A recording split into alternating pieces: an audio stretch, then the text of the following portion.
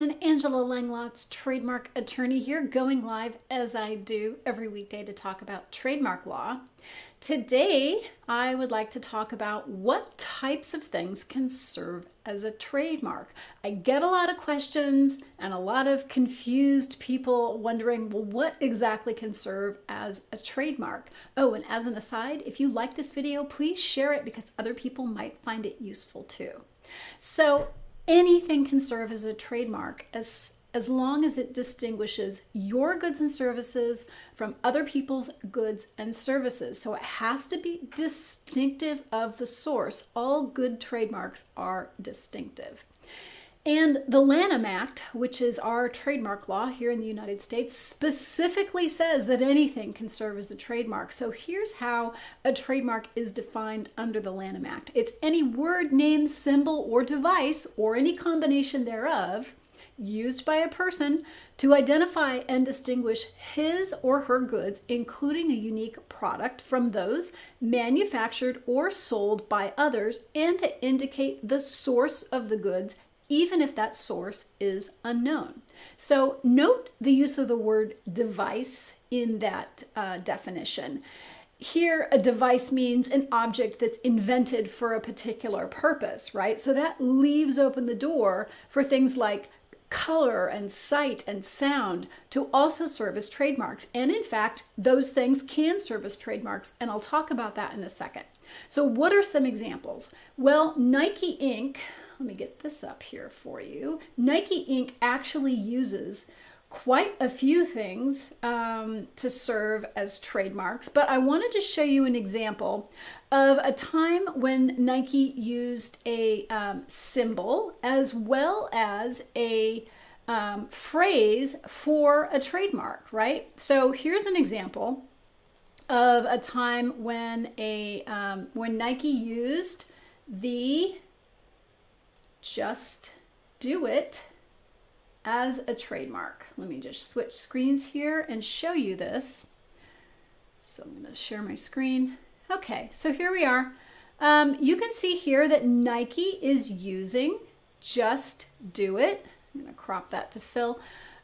Just Do It. So they have two things here that they're using as trademarks. They have the "Just Do It" phrase, and then they also have the swoosh. So not only can words and phrases and symbols serve as trademarks, but those things also can be used together on the same goods or services to serve as trademarks, right? So you're not limited to just using one thing as a trademark. You can absolutely use more than one thing as a trademark at a time, and that is perfectly acceptable.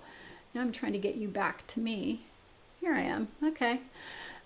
So what are some other examples? Big green egg, and I covered this in an earlier video. Big green egg has adopted the trademark color green for its barbecues, right? So no one else can make a green barbecue. Anyone else is free to make a blue barbecue or an orange barbecue or a yellow barbecue, but if you want to use green on barbecues, you're out of luck, because Big Green Egg actually owns a registered trademark for use on barbecues. Now, does that mean that you can't use green on anything else? Well, no, not necessarily. In fact, John Deere, who makes tractors and other sorts of construction and mowing and agricultural equipment, actually owns the registered trademark green for their goods too. So it's possible for those two trademarks, the green for the barbecue and the green for the agricultural equipment and lawn tractors, to coexist in the marketplace, because nobody expects as a consumer to see the same company producing barbecues and lawn tractors. All right, so those are distinct goods, and that's why that color green can coexist in the marketplace together. All right. What's another example? Well, Hasbro Inc.